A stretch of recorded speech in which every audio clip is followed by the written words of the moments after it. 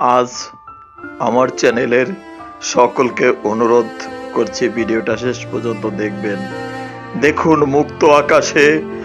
মুক্ত আকাশে পাখিরা কত সুন্দরভাবে উড়ে বেড়াচ্ছে, কিন্তু আমরা মানুষ হয়েও মুক্তভাবে চলার স্বাধীনতা পাই না।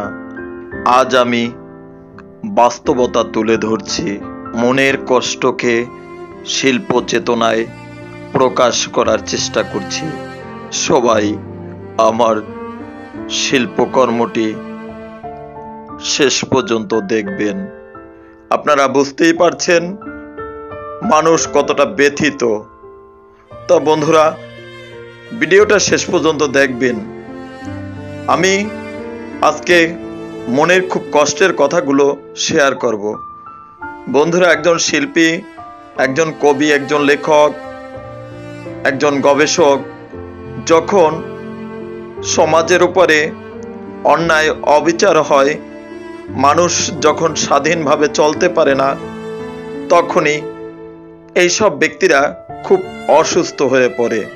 বন্ধুরা, আসলে আমাদের সন্তানদের আমরা চাই তারা মুক্তভাবে জীবনযাপন করুক, মুক্তভাবে তারা চলাফেরা করুক। কিন্তু বন্ধুরা, প্রত্যেকটা পিতামাতা তার সন্তানকে ছোট থেকে কতটা স্বপ্ন নিয়ে তৈরি করেন, অনেক বড় করে তুলবেন নিজের সন্তানকে। তাকে স্কুল লেভেল অতিক্রম করে তাকে পাঠানো হয় কলেজ লেভেলে। কলেজ থেকে আরও উচ্চ শিক্ষার জন্য, গ্রাজুয়েশন কমপ্লিট করার জন্য তারা চলে যায় বিশ্ববিদ্যালয়ে। সেখান থেকে শিক্ষার্থীরা তার নিজস্ব একটা স্বাধীনতা পায়। কিন্তু বন্ধুরা, বর্তমানে কি বিশ্ববিদ্যালয়ের স্বাধীনতা আছে? বন্ধুরা, আমার শুধু মনে একটাই, বর্তমানে কয়েকদিন ধরে আমার মনের ভিতরে শুধু কাজ করছে, এই বিশ্ববিদ্যালয়ে কি কোনো বড় কোনো ব্যক্তির সন্তানরা পড়ে না? এই বিশ্ববিদ্যালয়ে কি শুধুমাত্র কৃষক শ্রমিকের সন্তানরা পড়ে? এটা বলছি কেন বন্ধুরা, যদি কোনো বড় কোনো ব্যক্তির সন্তানরা বিশ্ববিদ্যালয়ে পড়তো, এমন করে কি করে গুলি করে মারতে পারতো বলুন তো? একটু চিন্তা করে দেখুন। একটি পাখির যেমন স্বাধীনতা আছে,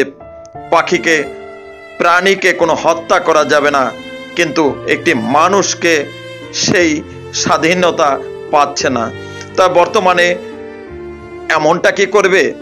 পিতামাতা স্কুল কলেজ বন্ধ করে কি তারা এভাবে কি ঘরের মধ্যে বন্দি করে, যেমন খাঁচায় পাখি পোষে, তেমনি কি মানুষরা এভাবে শিক্ষা দেবে? এখন প্রশ্ন আপনাদের কাছে, যদি কোনো বড় ব্যক্তির কোনো সন্তান থাকতো, তবে আজকে আমরা অবশ্যই প্রমাণ পেতাম, তাদেরকে রাজপথে দেখতে পেতাম। কিছু একটা হলেই ডাক্তাররা রাজপথে নেমে আসে আন্দোলন করতে, আবার শিক্ষকরা নেমে আসে তাদের দাবি নিয়ে। আজ দেশের শিক্ষার্থীরা রাস্তায় রাস্তায় কিভাবে আজকে লাঞ্ছিত হচ্ছে, তাদের জন্য কেউ কোনোভাবে সাড়া দিচ্ছে না। আমি সকল পিতামাতাকে অনুরোধ করছি, আপনারা অবশ্যই এর প্রতিবাদ জানান। আপনারা সবাই শিক্ষার্থীদের পাশে দাঁড়ান। ভিডিওটা দেখার পরে সবাই শেয়ার করবেন, সকলকে অনুরোধ।